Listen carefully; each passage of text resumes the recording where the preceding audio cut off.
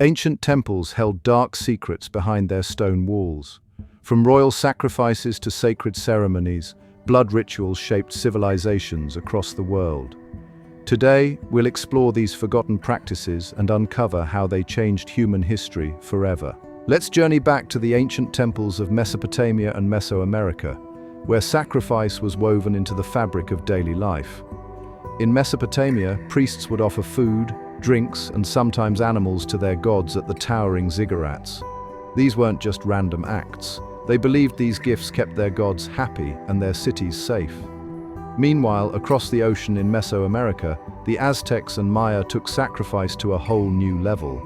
They believed human blood was the ultimate gift to their gods, especially to keep the sun rising each day. In both regions, temples weren't just places of worship. They were the center of power, where rulers proved their connection to the gods through these powerful ceremonies. Think of these temples as cosmic banks, where people made deposits of sacrificial offerings, hoping for divine protection and good fortune in return. Let's explore some amazing discoveries that changed how we see ancient temples. In Egypt, archaeologists found secret rooms beneath the pyramids filled with boats, treasures, and detailed instructions for the pharaoh's journey to the afterlife. In Mexico, researchers using special radar discovered a hidden water tunnel under the Temple of the Feathered Serpent, which they believe was designed to recreate the underworld. These underground chambers weren't just storage spaces. They were carefully planned ritual areas. In Peru, scientists found rooms in Chavindahuantar that created strange sound effects, probably used by priests to impress visitors during ceremonies. These discoveries showed us that ancient builders were clever designers who used architecture to create powerful spiritual experiences. The temples weren't just buildings, they were complex machines designed to connect people with their gods. Blood held a special place in ancient beliefs. It wasn't just the red stuff in our veins, but a powerful link between humans and gods. Ancient peoples saw blood as carrying life force itself. The Maya and Aztecs believed that blood from royalty was especially powerful. They thought it contained godly essence passed down through noble families. In Egypt, the blood of bulls was seen as sacred because these animals represented strength and power. Even in early Rome, gladiator blood was collected and sold as medicine, believed to carry the warrior's courage. But why blood? It's simple. Ancient people noticed that losing blood meant losing life, so they figured blood must contain the very essence of life itself. They saw offering blood to the gods as sharing the most precious gift possible. This belief shaped ceremonies worldwide, from small personal offerings where people would prick their fingers, to grand royal rituals that involved much more. While we often picture ancient priests as men, powerful priestesses played key roles in blood rituals across many cultures.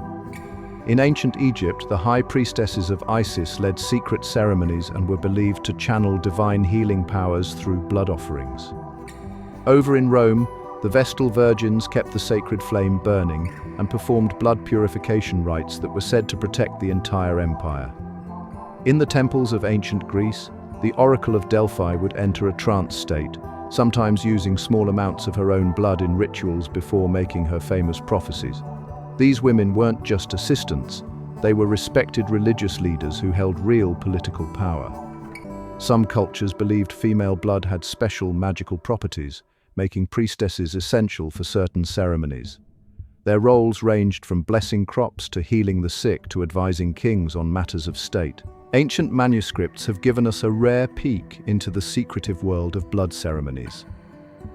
The Dresden Codex, one of the few surviving Maya books, shows us detailed drawings of priests using special tools for bloodletting rituals.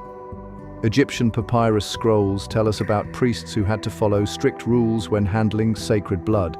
They could only use special copper knives and had to fast for days before ceremonies. In Rome, the Sibylline books contained secret instructions for blood rituals that only special priests could read. These old texts also reveal surprising details about ritual preparation. Special herbs were mixed with blood, specific words had to be chanted, and ceremonies needed to happen at exact times of the day or year. While some of these manuscripts were destroyed over time, The ones that survived help us understand how carefully planned these ceremonies really were. Kings and queens didn't just watch blood rituals, they often led them, using these ceremonies to show their power and special connection to the gods. In ancient Maya cities, rulers would pierce their tongues or other body parts during important events, letting their royal blood flow onto special paper that was then burned as an offering.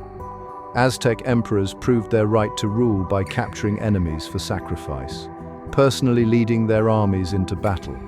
In ancient China, some kings would offer their own blood during times of crisis, like droughts or floods, to take responsibility for their kingdom's problems.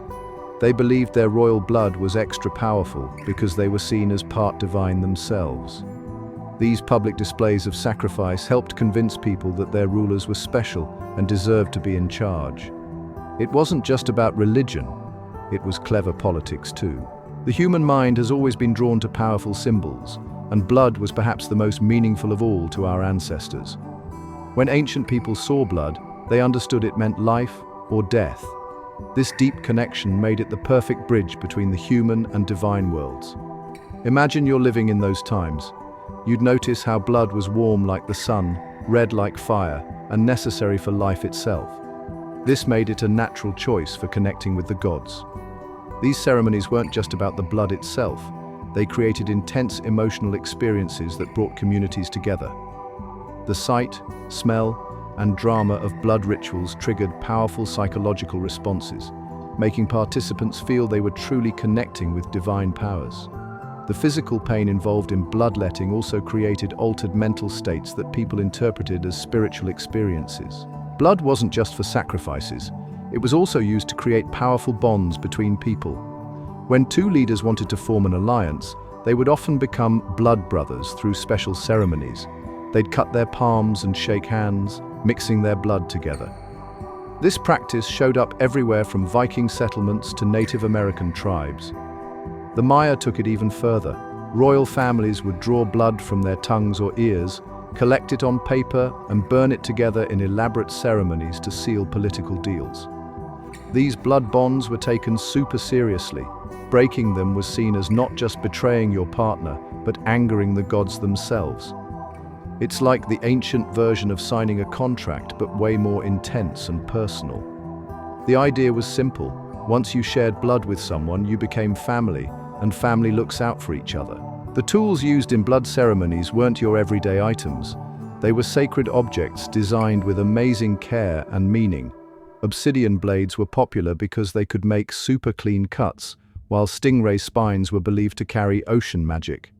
The Maya created beautiful jade and gold bloodletters shaped like their gods, while the Aztecs had special eagle-shaped bowls to catch sacrificial blood. In Egypt, copper knives were the only tools pure enough for ritual use. These weren't just practical items, they were works of art covered in symbols and prayers. Priests kept these tools in special boxes and cleaned them through purification ceremonies. Some were so sacred that only certain people could touch them, and they were passed down through generations of religious leaders. Many were buried with important people, showing just how valuable they were. While we don't see blood sacrifices in modern worship, traces of these ancient practices still shape many religious traditions today. Take the Christian communion, where wine represents blood. This mirrors ancient ceremonies where blood was seen as a path to divine connection. In some cultures, people still practice symbolic blood offerings, like when Hindu devotees offer red kumkum powder to deities. Modern-day religious fasting has roots in how ancient priests would prepare for blood ceremonies. Even the way we mark religious transitions, think baptisms or confirmation ceremonies, echoes how ancient peoples used blood to mark important life changes. These old practices haven't disappeared. They've just changed form, becoming more symbolic while keeping their deep spiritual meaning. Thanks for exploring these fascinating ancient rituals with us. While these practices may seem strange today, they shaped human history in powerful ways. If you enjoyed learning about ancient temples, hit like, subscribe, and share to join us on more historical adventures.